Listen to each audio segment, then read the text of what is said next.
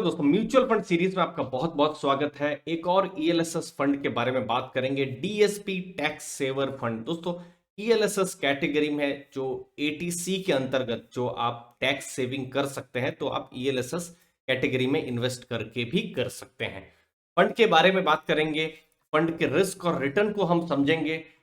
में कौन से स्टॉक है, हो सकता है कुछ स्टॉक आइडियाज आपको भी मिल जाए, उसके बारे में भी बात करेंगे। और final verdict DSP tax saver के बारे में। दोस्तों, अब देखिए, जब हम फंड के बारे में बात कर रहे हैं तो फंड जनवरी 2007 से है, मतलब इंसेप्शन तब से है। और उनका जो रिटर्न है, जब मैं वीडियो बना रहा हूं तो 18.83% है इंसेप्शन से, जो मुझे लगता है बहुत ही अच्छा रिटर्न है। एनएवी फिलहाल 91 की है और जनवरी 17 2022 का मैं डेटा बता रहा हूं। फंड का बेंचमार्क है निफ्टी 500 टीआरआई। दोस्तों, बहुत बार होता है ना, बहुत लोग बोलते हैं कि हमको म्यूचुअल फंड में 10% रिटर्न चाहिए, कुछ लोग बोलते हैं 20%, कुछ लोग बोलते हैं 25%। लेकिन म्यूचुअल फंड के लिए इंपॉर्टेंट होता है active mutual fund, equity active mutual fund के लिए, कि वो अपने बेंचमार्क को बीट करे और बड़े नंबर से बीट करे, वो ज्यादा इंपॉर्टेंट है। तो ये बेंचमार्क का भी मैं डेटा आपको मैं दिखाऊंगा थोड़ी देर में। फंड एयूएम मैनेज कर रहा है 9635 करोड़ रुपए का, जो कि बहुत बड़ा एयूएम है। मिस्टर रोहित सिंघानिया पुराने फंड मैनेजर है, जुलाई 2015 से इस फंड को मैनेज कर रहे हैं। और मिस्टर चरणजीत सिंह, उन्होंने इस फंड को ज्वाइन किया हुआ है पिछले साल से।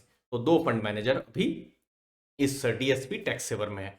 अब इसका रिटर्न के बारे में बात करूं, कि समझ लीजिए डे वन से आपने एसआईपी की होती, 1000 रुपए की एसआईपी, तो आपने 1,80,000 का इन्वेस्टमेंट अभी तक किया होता, और उसकी वैल्यू हो गई होती 7,22,573। और जो बेंचमार्क है निफ्टी 500, तो उसकी वैल्यू हो गई होती 5,86,000।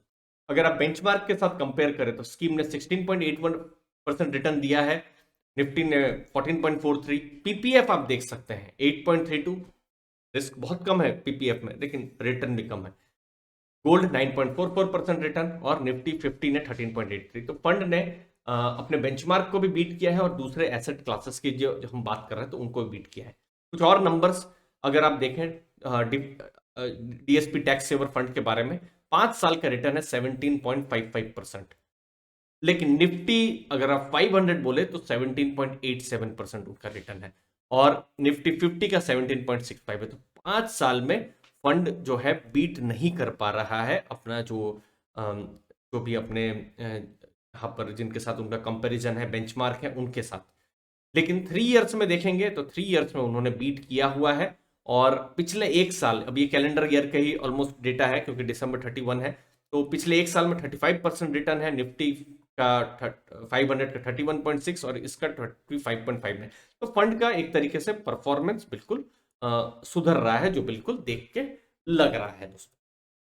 और स्टॉक्स कौन कौन से हैं? टोटल 55 स्टॉक्स हैं डीएसपी टैक्स सेवर में। ICICI bank, HDFC bank, Infosys, axis bank, बहुत सारे बैंकिंग के नाम है, और आईटी के नाम है। फिर है HCL tech, State Bank of India, Bharti Airtel, SBI life, L and T, ACC. तो ये 10 स्टॉक है इस फंड के। और आप बिल्कुल बताइए आपका फेवरेट कौन है इन सब में से।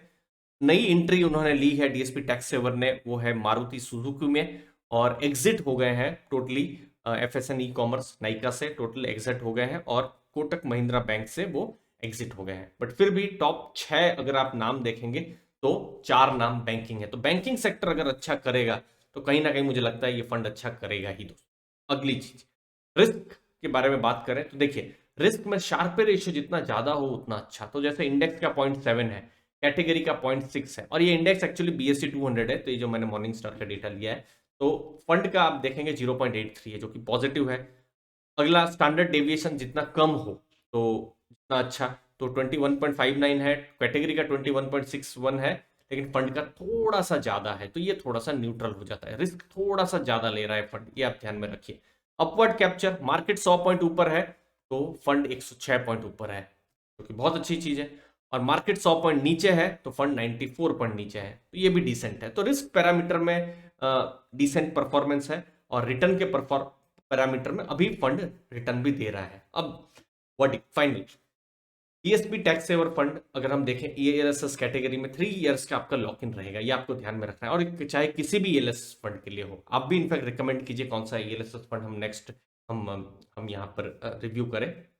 Mister Singhania stable fund manager है 2015 से, बहुत ये एक बहुत ही पॉजिटिव चीज है।